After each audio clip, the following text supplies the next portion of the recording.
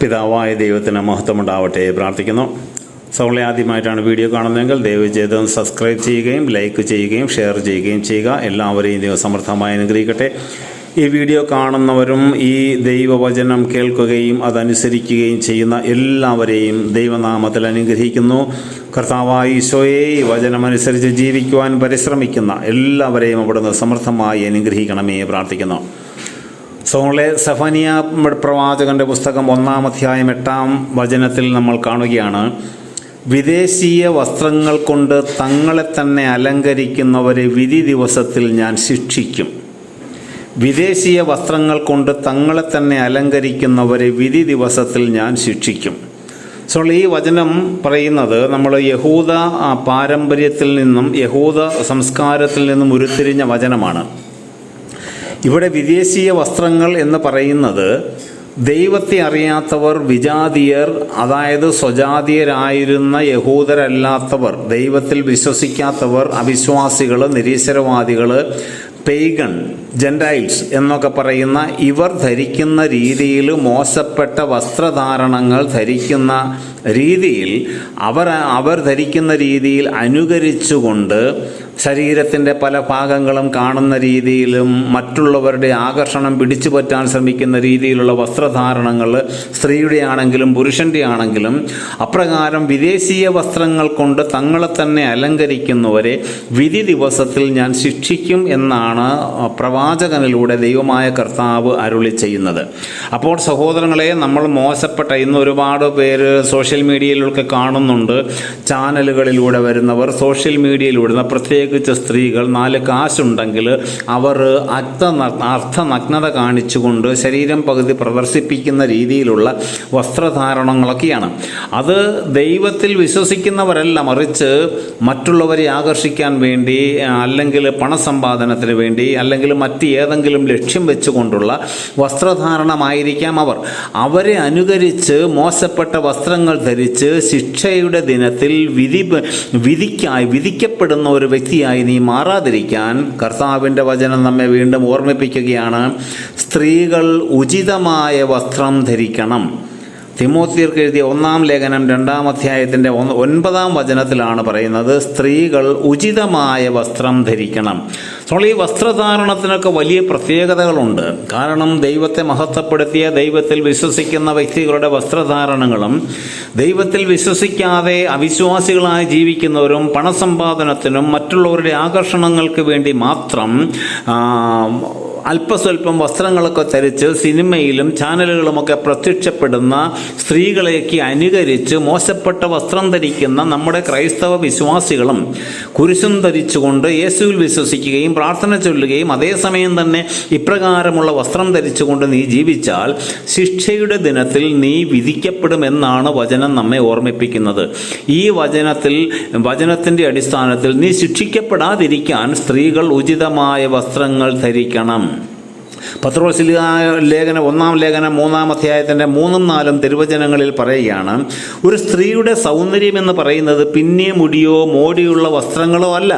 മോടിയുള്ള വസ്ത്രങ്ങൾ ധരിച്ച് മറ്റുള്ളവരെ ആകർഷിക്കുവാൻ വേണ്ടിയുള്ള വസ്ത്രധാരണമല്ല ഒരു വ്യക്തിയുടെ സൗന്ദര്യം, ഒരു സ്ത്രീയുടെ സൗന്ദര്യം. എന്നാൽ ഹൃദയത്തിലെ എളിമയും വിശുദ്ധിയുമാണ് യഥാർത്ഥ സൗന്ദര്യം. ഹൃദയത്തിലെ എളിമയും ഹൃദയത്തിലെ വിശുദ്ധിയുമാണ് യഥാർത്ഥ സൗന്ദര്യമെന്ന് ബൈബിൾ നമ്മളെ ആധികാരികമായി പഠിപ്പിക്കുകയാണ്. സഹോദരങ്ങളെ, സങ്കീർത്തന പുസ്തകം 96:9 നമ്മൾ കാണുന്നുണ്ട്, വിശുദ്ധ വസ്ത്രങ്ങളണിഞ്ഞ് ദൈവത്തെ ആരാധിക്കണം. വിശുദ്ധ വസ്ത്രങ്ങളണിഞ്ഞ് ദൈവത്തെ ആരാധിക്കണം.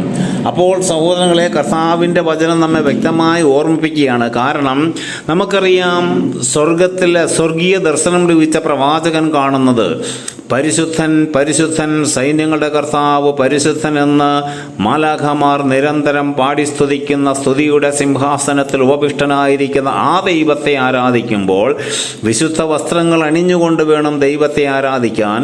സ്ത്രീകൾ ഉചിതമായ വസ്ത്രങ്ങൾ ധരിക്കണം. വിദേശീയ വസ്ത്രങ്ങൾ കൊണ്ട് തങ്ങളെ തന്നെ അലങ്കരിക്കരുത്. ഇതെല്ലാം ദൈവിക പ്രമാണങ്ങളാണ്. സഹോദരങ്ങളെ, ദൈവം നമുക്ക് ഈ കൽപ്പനകളും ചട്ടങ്ങളും ഒക്കെ അനുവദിച്ച് തന്നിരിക്കുന്നത് ലോകം നശിക്കുമ്പോൾ ലോത്തിന്റെ കാലത്ത് സോദോം ഗൊമോറ നശിപ്പിക്കപ്പെട്ടപ്പോൾ ലോത്തും കുടുംബവും രക്ഷപ്പെട്ടു. പക്ഷെ അതുപോലെ നീതിമാന്മാർ രക്ഷയുടെ അനുഭവത്തിലേക്ക് കടന്നു വരുമ്പോൾ, ദുഷ്ടർ ശിക്ഷിക്കപ്പെടുമ്പോൾ, ക്രൈസ്തവരായ ദൈവവിശ്വാസികളായ ദൈവമക്കളായ നമ്മൾ ശിക്ഷിക്കപ്പെടാതിരിക്കാൻ വേണ്ടി കർത്താവ് കൽപ്പനകളും ചട്ടങ്ങളും ഒക്കെ നൽകി.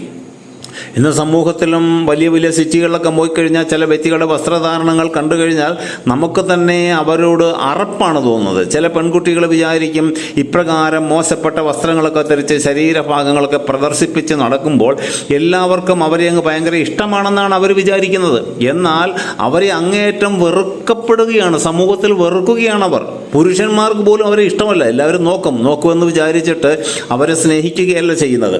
അപ്പോൾ സഹോദരങ്ങളെ, അപ്പോൾ മോശപ്പെട്ട വസ്ത്രധാരണങ്ങളൊക്കെ ഉപേക്ഷിച്ചുകൊണ്ട് ഉചിതമായ വസ്ത്രങ്ങൾ ധരിച്ച് ദൈവത്തെ മഹത്വപ്പെടുത്തണം. നമ്മൾ ദൈവവചനം അനുസരിച്ചുകൊണ്ട് ജീവിക്കാൻ വിളിക്കപ്പെട്ടവരാണ് ഓരോ ക്രൈസ്തവരും, ഓരോ വിശ്വാസികളും.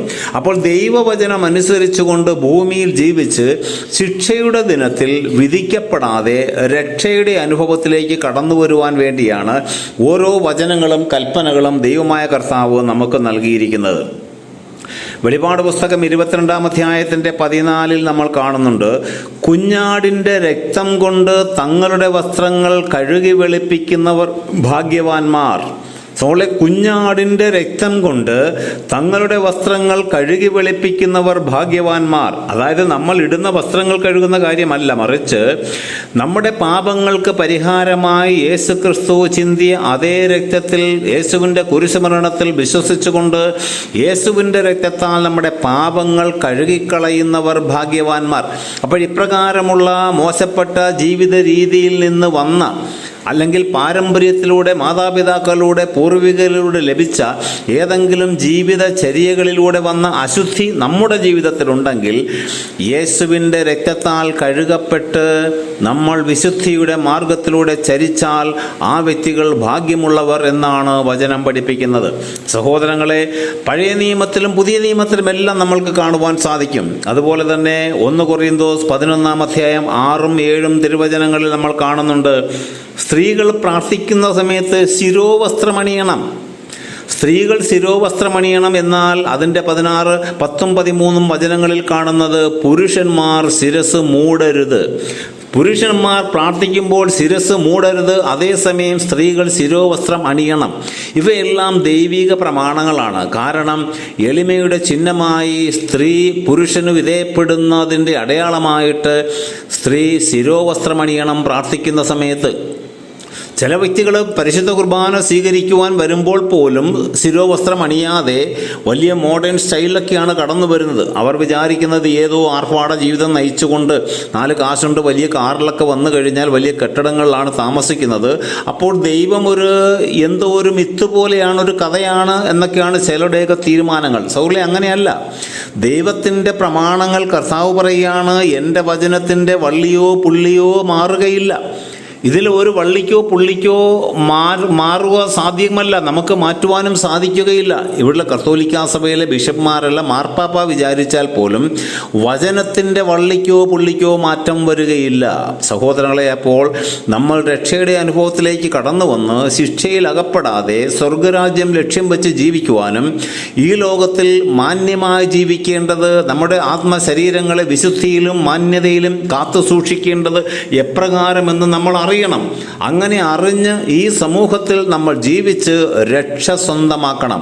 അപ്പോൾ സഹോദരങ്ങളെ, ഇന്ന് നമ്മുടെ ശരീരം നമ്മൾ അണിയുന്ന വസ്ത്രധാരണവുമായി ബന്ധപ്പെട്ട് തിരുവചനങ്ങളിലൂടെ നമ്മോട് ദൈവം സംസാരിക്കുന്നു, ദൈവത്തിൻ്റെ ആത്മാവ് സംസാരിക്കുന്നു. ഈ വചനം കേൾക്കുന്ന ഓരോ വ്യക്തികളും, ഓരോ കുടുംബങ്ങളും, സഹോദരികളും സഹോദരന്മാരും മാന്യമായ വസ്ത്രങ്ങൾ ധരിച്ച് ദൈവത്തെ മഹത്വപ്പെടുത്തുക, ദൈവത്തെ ആരാധിക്കുക. എല്ലാവരെയും ദൈവം സമർത്ഥമായി അനുഗ്രഹിക്കട്ടെ പ്രാർത്ഥിക്കുന്നു. പിതാവിൻ്റെയും പുത്രൻ്റെയും പരിശുദ്ധാത്മാവിൻ്റെയും നാമത്തിൽ ആമേൻ.